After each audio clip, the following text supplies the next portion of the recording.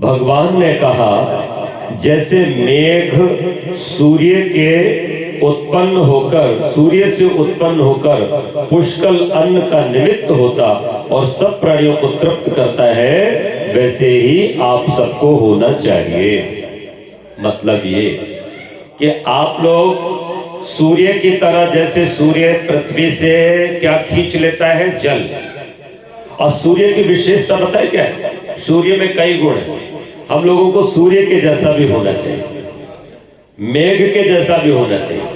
सूर्य के गुणों को आज समझो। सबसे पहले सूर्य बड़ा मर्यादित होता है, डिसिप्लिन वाला होता है, नियमित अपने समय से उगता है और समय पर अस्त होता है। तो हम लोगों को भी सूर्य जैसा होना चाहिए। अपना सोने का, जागने का समय निश्चित होना चाहिए, ये जरूरी है। दूसरा, सूर्य क्या करता है? सूर्य जो होता है वो आकाश में पहुंच करके अंधकार को नष्ट करता है।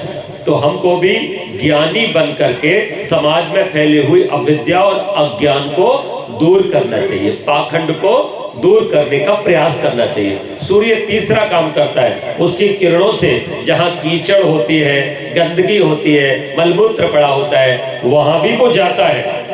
तो तुम भी अगर जाना पड़े तो तुम ऐसे गलत, जहां तुमको लगता है लोग रहते हैं वहां भी जाओ, छोटी बस्तियों में जाओ, मांस खाने वालों के यहाँ भी जाओ, तुम उन बस्तियों में भी जाओ जहां पर बहुत ऐसे वैसे भी साधारण लोग रहते हैं, ठीक है ना, गंदे लोग रहते हैं, गंदा आचरण करने वाले रहते हैं, लेकिन तुम गंदगी का हिस्सा मत बनना। सूरज क्या करता है? वहां से मीठा मीठा जल तो खींच ले जाता है और गंदगी को सुखा देता है और गंदगी दूर कर देता है। तो तुम भी अपने मीठे वचनों से उनके अंदर की गंदगी को दूर कर देना, उनको अच्छाई धारण करा देना।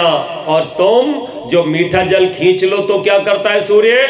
वो बादलों को दे देता है और वर्षा देता है। तो तुम भी धन खूब इकट्ठा करना, लेकिन इकट्ठा करने के बाद अपने पास ही मत धर के रह जाना, है ना। एक प्लाट और खरीद लिया, एक मकान और खरीद लिया, एक जमीन और खरीद ली। मुझे पता है तुम्हारा बस चले तो तुम चांद पे भी एक प्लाट खरीदो, मंगल पे भी एक प्लाट खरीदो। बस नहीं चल रहा है तुम्हारा, तुम तो इतने, अरे बाप रे, जैसे अग्नि होती ना, इसको बुझाने के लिए घी डालो तो ये बुझती नहीं और बढ़ जाती है। ऐसे ही तुम्हारी कामनाएं दिन पे दिन बढ़ती जा रही है, बढ़ती जा रही है, उम्र घटती जा रही है और कामनाएं बढ़ती जा रही है। 60 के हो गए और खाट के हो गए, देखो। लेकिन फिर भी तुमको अब ये नहीं दिखाई दे रहा है कि मेरे जाने का भी समय आ रहा है, तो मैं अपने साथ ले क्या जाऊं। अरे जाने वाला यात्री कुछ दिन पहले से इंतजाम करता नहीं करता, अपना ब्रीफकेस लगाता है, मुझे यात्रा में क्या क्या चीजों की जरूरत पड़ेगी, लेके जाता है नहीं जाता है, कुछ पैसे भी लेके जाता है, एटीएम कार्ड ले लेता है, पैसे डलवा देता है, और भी कपड़े लत्ते सब रखता है, औषधियां रखता है, तब जाता है। तो तुम भी और हम भी जब जाएंगे तो क्या अपना इंतजाम किया है जाने का? कितना बैंक बैलेंस है तुम्हारे पास? कितनी करेंसी को तुमने कन्वर्ट करा लिया है?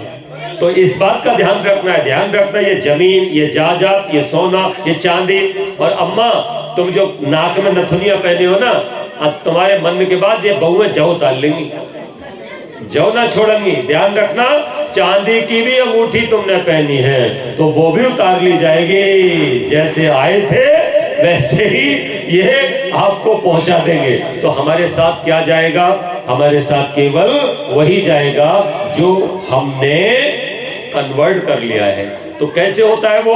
तो कहा कि 100 में से 10 दान करो, जीवन का कल्याण करो, जितना संभव हो सके यज्ञ करो, पवित्र कामों में धन को लगाओ, अच्छे कामों में धन को लगाओगे तो यही सब खुशियां बन करके, पुण्य बन करके तुम्हारे साथ जाएगा।